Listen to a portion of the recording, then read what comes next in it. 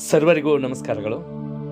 ಆತ್ಮೀಯರೇ, ಗಣಿತ ಕಲಿಕಾ ಆಂದೋಲನ ಸಮೀಕ್ಷಾ ಫಾರ್ಮ್ ಅನ್ನು ತುಂಬುವಂಥ ಸಂದರ್ಭದಲ್ಲಿ ಲಾಗಿನ್ ಸಮಸ್ಯೆ ಎದುರಾದರೆ ಅದಕ್ಕೆ ಯಾವ ರೀತಿಯಾಗಿ ಪರಿಹಾರವನ್ನು ಕಂಡುಕೊಳ್ಳಬೇಕೆಂಬುದನ್ನು ಈ ಒಂದು ವಿಡಿಯೋದಲ್ಲಿ ತಿಳಿಸಲಾಗಿದೆ.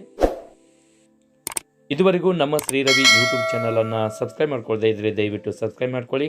ಹಾಗೆ ಬೆಲ್ ಐಕನ್ ಮೇಲೆ ಕ್ಲಿಕ್ ಮಾಡಿ ನೇರವಾಗಿ ತಮ್ಮ ಮೊಬೈಲ್ನಲ್ಲಿರುವಂಥ ಸರ್ಚ್ ಇಂಜಿನ್ನಲ್ಲಿ schooleducation.kr.nic.in ಅನ್ನುವಂಥ ವೆಬ್ಸೈಟಿಗೆ ಹೋಗೋಣ. ಸೊ ನಮ್ಮ ಶಿಕ್ಷಣ ಇಲಾಖೆಯ ಅಧಿಕೃತ ವೆಬ್ಸೈಟ್ನಲ್ಲಿ ನೋಡ್ಬೋದು, ಈಗಾಗಲೇ ವಿದ್ಯಾವಾಹಿನಿ ಅಂತ ಇದೆ. ಇಲ್ಲಿ ನಮಗೆ ವಿದ್ಯಾವಾಹಿನಿಯ ಹೋಮ್ ಪೇಜ್ ಓಪನ್ ಆಗುತ್ತೆ. ಇಲ್ಲಿ ಯೂಸರ್ ಐ ಡಿಯನ್ನು ಈಗಾಗಲೇ ಹೇಳಿದಂತೆ HM ಸ್ಮಾಲ್ ಲೆಟರಲ್ಲಿ HM ಹಾಗೆ ಡೈಸ್ ಕೋಡ್ ಹಾಕಿ, ಹಾಗೆ ಪಾಸ್ವರ್ಡನ್ನು A1 ಅಂತ ಹಾಕಿ, ಸ್ಮಾಲ್ A1, ಹಾಗೆ ಸೆಕ್ಯೂರಿಟಿ ಕೋಡ್ ಹಾಕಿ ಸಬ್ಮಿಟ್ ಕೊಡಿ. ಮತ್ತೆ ಅಕಸ್ಮಾತಾಗಿ ಅಲ್ಲಿ ತಮಗೆ ಸಬ್ಮಿಟ್ ತೋಳದೇ ಇದ್ದರೆ ಮತ್ತೆ ಪುನಃ ಪ್ರಯತ್ನ ಮಾಡಿ.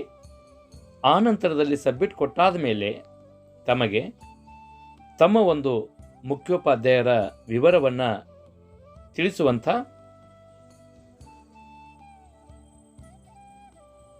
ಸಬ್ಮಿಟ್ ಕೊಟ್ಟಾದ ಮೇಲೆ ಇಲ್ಲಿ ನೋಡ್ಬೋದು, ಮುಖ್ಯೋಪಾಧ್ಯಾಯರ ವಿವರವನ್ನು ಭರ್ತಿ ಮಾಡಬೇಕಾಗತ್ತೆ. ಮುಖ್ಯ ಗುರುಗಳ ಹೆಸರು, ಇಮೇಲ್ ID, ಹಾಗೆಯೇ ಮೊಬೈಲ್ ನಂಬರನ್ನು, ಜೊತೆಗೆ ಓಲ್ಡ್ ಪಾಸ್ವರ್ಡ್ ಇದ್ದಲ್ಲಿ A1 ಅಂತ ಹಾಕ್ಕೊಳ್ಳಿ. ಹಾಗೆ ನ್ಯೂ ಪಾಸ್ವರ್ಡನ್ನು ಕ್ರಿಯೇಟ್ ಮಾಡ್ಕೊಳ್ಳಿ.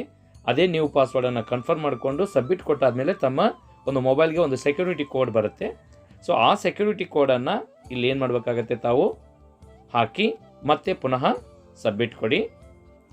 ನಂತರದಲ್ಲಿ ತಮ್ಮ ಮೊಬೈಲ್ಗೆ ತಮ್ಮ ಯೂಸರ್ ಮತ್ತು ಪಾಸ್ವರ್ಡ್ ಒಂದು ಮೆಸೇಜ್ ಬರುತ್ತೆ. ಸೊ ನಂತರದಲ್ಲಿ ಈ ಹಿಂದಿನ ನಾನು ತಿಳಿಸಿರುವಂಥ ವಿಡಿಯೋದಲ್ಲಿ ಹೇಳಿದಂತೆ ಮುಂದುವರಿಸಿ ತಮ್ಮ ಒಂದು ಗಣಿತ ಕಲಿಕಾ ಆಂದೋಲನ ಸರ್ವೆ ಫಾರ್ಮನ್ನು ಭರ್ತಿ ಮಾಡಿ. ಧನ್ಯವಾದಗಳು. ಹೆಚ್ಚಿನ ಮಾಹಿತಿಗೆ ಈ ಹಿಂದಿನ ವಿಡಿಯೋವನ್ನು ನೋಡಿ ಎಂದು ವಿನಂತಿ ಮಾಡ್ತಾ ಇದ್ದೇನೆ.